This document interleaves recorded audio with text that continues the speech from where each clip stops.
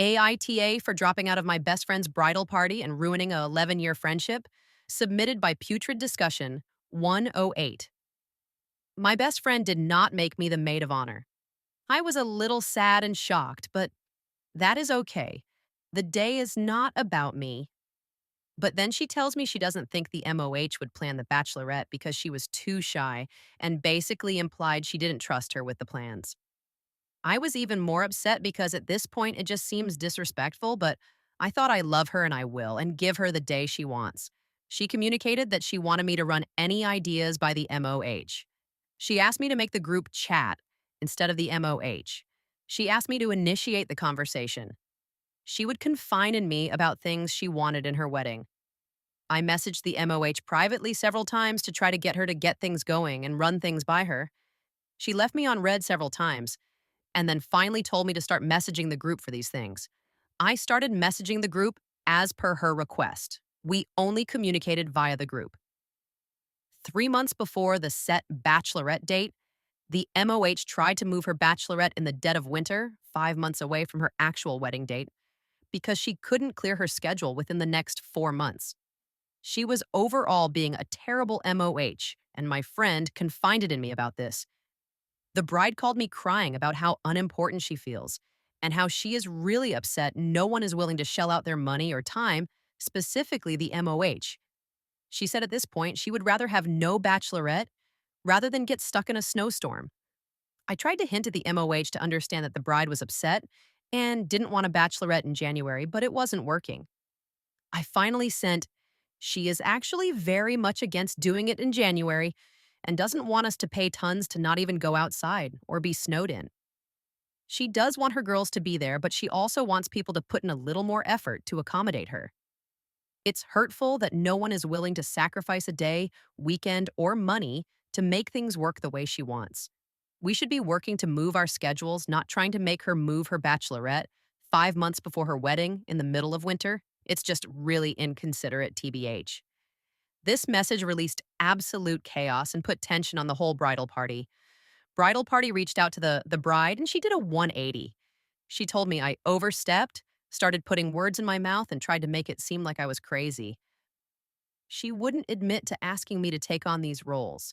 She acted like I made up those messages and just wanted control.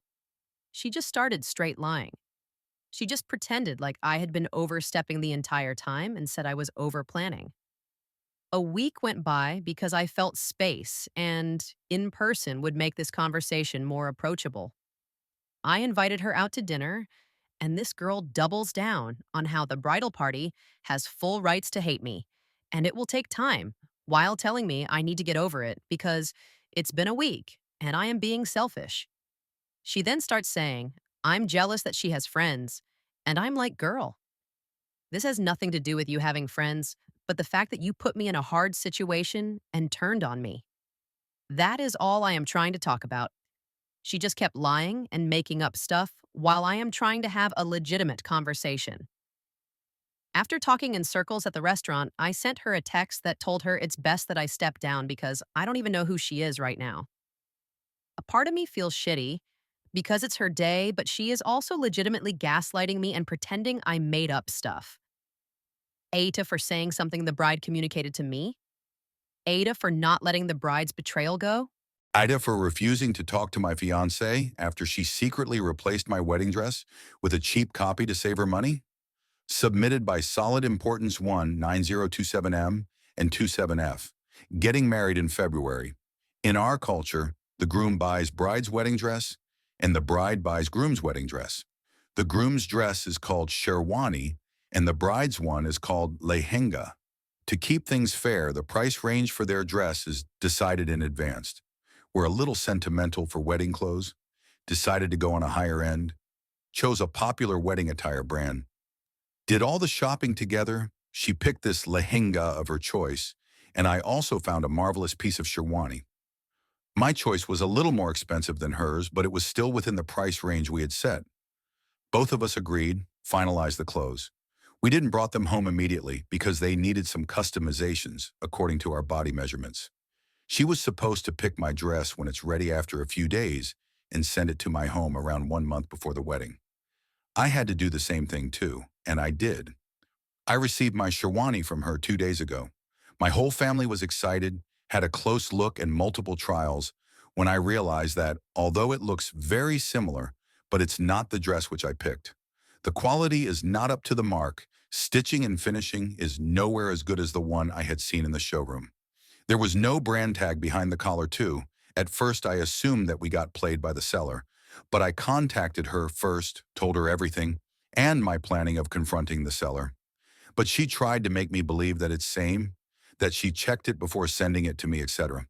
Basically, she got kind of restless when I was bent on going to the showroom. In the end, she confessed that it's indeed not the same dress, but it's not the seller's mistake. Basically, she picked up a cheaper copy and sent it to me because even though we had set same price range for our dresses, she presumed that my dress would be less costlier than hers, as women clothes are generally heavier, fancier here, and she thought that the Sherwani I selected was good, but not worth that price. I asked her, in a lightly pissed tone, why she didn't share her views before the purchase. She had no solid answer. Just for clarity, we both earn decent, and the price range was mutually fixed. She frequently spends on what I feel are expensive makeup products. I picked up the dress and went to her home, showed her how different it is from the original, how disrespectful, heartbreaking, and trust-breaking it is to secretly change your partner's wedding dress just to save some cash. I see no reason other than her being stingy for doing this to me. I was super disappointed, left that dress at her place, and came back home. We had no contact since then. I believe she's the one very wrong here, so she should reach me out. My family was initially hurt too, but now they've started to say to not overreact, as it might come to our wedding. AIT. I'm still taking my stand. AITA for kicking out someone who wore white to my wedding? Submitted by One Idea. When we sent out our wedding invitations, we had very specific instructions about the dress code.